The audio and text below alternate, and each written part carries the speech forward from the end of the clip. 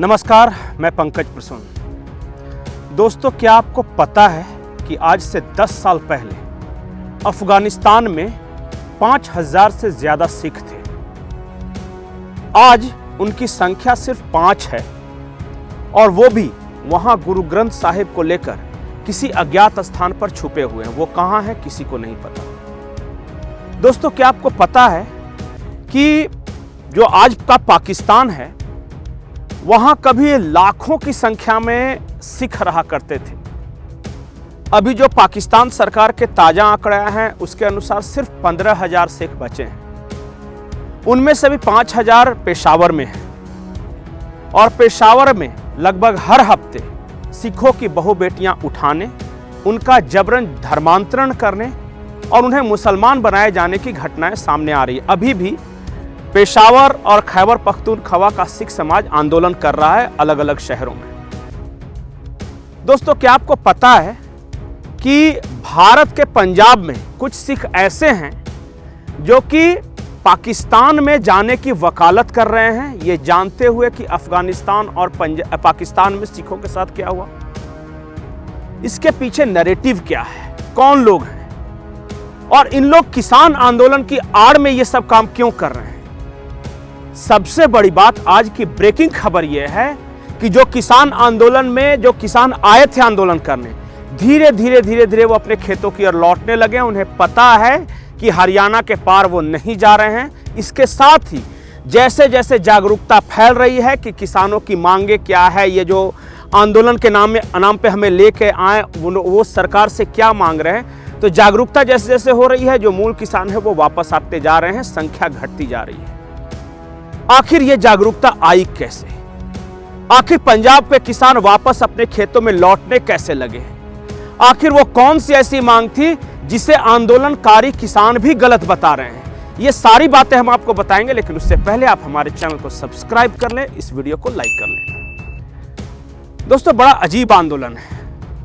मैं इसे खालिस्तान से जोड़कर नहीं देखता। मैं इसे ये भी नहीं बोल रहा हूं कि ये कांग्रेस का प्रोजेक्ट है, या मैं इसे ये भी नहीं बोल रहा हूं कि कुछ आंदोलन जीवी हैं जो इसे हवा दे रहे हैं। मैं सिर्फ मुख्य मुद्दे की बात कर रहा हूं कि किसानों की मांगे है क्या। जो 5-6 मांगे हैं उन्हें आप समझिए कि ये मांग क्या रहे हैं और ये दिया जा सकता है या नहीं। सबसे पहली मांग है किसानों की कि इस देश के सभी किसानों को महीने के 10-12 हजार रुपए पेंशन दे दी जाए।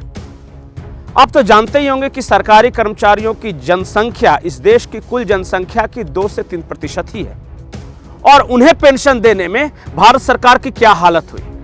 और ये चाहते हैं इस देश के हर किसान को महीने का 10-12 हजार रुपये दिया जाए पेंशन। आप सोचिए कि देश के खजाने पर कितना बोझ पड़ेगा और कहां से ये पैसा आएगा। फिलहाल इसका जवाब किसी के पास नहीं। इन किसानों की दूसरी मांग ये है कि सब्सिडी दी जाए, हर फसल हर चीज पे सब्सिडी दी जाए।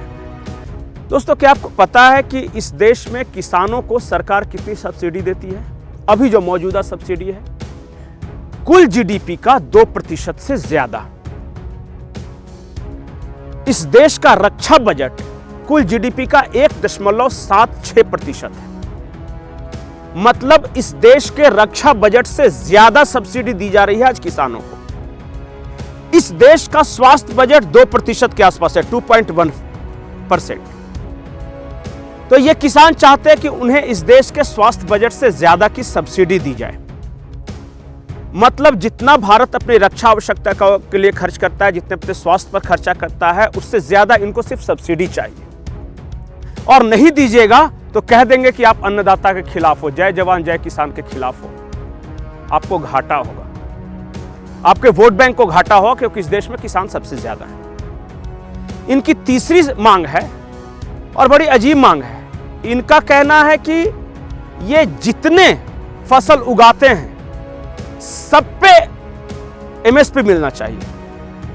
मतलब कि जितने फसल उगाते हैं, अगर किसानों के खेत में घास हो, खरपतवार हो, तो इस पे भी इन्हें एमएसपी चाहिए। ये धान गेहूं जो मुख्य भोजन है, उसके अलावा ये चाहते हैं कि जो भी यहाँ जानवर का जो जिनोरा हो गया, बरसीम हो गया, इस तरह का जो उगाते हैं, इस पे भी इन्हें एमएसपी दिया जाए। और अगर नहीं देंगे तो कह देंगे कि आप किसान के खिलाफ हैं। इनकी पांचवी जो मांग है वो और अजीब है। सरकार से इन्होंने कहा कि हमें और सब्सिडी दो। सरकार ने कहा कि नहीं भाई, हम आपको सब्सिडी नहीं दे सकते। वर्ल्ड ट्रेड ऑर्गेनाइजेशन के साथ हमारा समझौता है और सारे देशों को वो अपने फार्म सब्सिडी कम करने का दबाव डाल रही है और वो दबाव हम पे है। तो किसान प्रतिनिधियों ने सरकार से कहा कि तो WTO छोड़ दो आप। सरकार का कहना था कि भाई हम ऐसे WTO से अलग नहीं हट सकते, वो वर्ल्ड ट्रेड ऑर्गेनाइजेशन है। कई तरह के जो व्यापारिक समझौते हुए, हमने सैकड़ों समझौते साइन कर रखे हैं और हमने अपने दम पे दूसरे देशों को भी मजबूर किया है कुछ समझौते साइन करने के लिए। अचानक इतने सारे समझौतों से हम अलग नहीं हट सकते। तो इन किसान संगठनों का कहना था कि अगर तुम WTO से अलग नहीं हटते तो हम कह देंगे कि तुम जो पूंजीपति हो, बड़े बड़े देश है, उसके तुम दलाल हो। मतलब आप समझिए कि वर्ल्ड ट्रेड ऑर्गेनाइजेशन सिर्फ फार्म प्रोडक्ट्स पे नहीं है। आप टीवी खरीदते, फ्रिज खरीदते, कोई भी इंपोर्ट एक्सपोर्ट हो रहा है तो वो ट्रेड ऑर्गेनाइजेशन से रिलेटेड है। और ये कह रहे हैं कि अब तक हमने जितने भी समझौते किए सब कुछ तोड़ दिया जाए इनके कहने पे। इनकी जो छठी मांग है वो ये है मनरेगा का वेतन बढ़े। मतलब कि अगर मान लिया किसी राज्य में अभी 270 रुपए दिया जा रहा है तो ये कह रहा है कि 370 रुपए हर मनरेगा मजदूर को दे दिया जाए। उसमें भी बहुत ज्यादा आश्चर्यजनक बात नहीं है, लेकिन इन्होंने क्या जोड़ दिया उसमें कि किसान जो खेती करते हैं, यानी कि अपने खेत में भी, अगर मैं किसान हूं, मैं अपने खेत में भी फसल लगाता हूं तो मुझे जो फसल का प्रोड्यूस है वो तो मिले ही, उसके ऊपर जो मेरा लागत आया है उससे 1.5 गुना सरकार दे। इसके अलावा मुझे हर दिन अपने ही खेत में काम करने के लिए मनरेगा मजदूरी भी दे। मतलब 370 रुपए सरकार दे जितना दिन मैंने अपने खेत में काम किया है। तो समझ रहे हैं कि ये किस तरह की मांग है। ये सब इन्होंने मांगों की फहरिस्त समाई है। इसके अलावा जिस मांग को ये प्रचारित सबसे ज्यादा कर रहे हैं, क्योंकि ये सब बातें करेंगे तो जनता भड़क जाएगी, सबसे ज्यादा ये प्रचारित कर रहे हैं कि MSP लागत का 1.5 गुना दो। मतलब कि मान लिया कि मुझे 5,000 1 बीघे की खेती से मुझे लगा है उसमें पूंजी, तो ये चाहते हैं कि 5,000 प्लस 1.5 गुना, मतलब कि 7,500 रुपए मुझे सरकार गारंटीड दे। और साल में मैं अगर 4 फसल उगाता हूं तो एक फसल पे 50% एक्स्ट्रा, दूसरे पे 50% एक्स्ट्रा, तीसरे पे 50% एक्स्ट्रा, चौथे फसल पर 50% एक्स्ट्रा, मतलब 4 बार सरकार हमें 1.5 गुना दे MSP।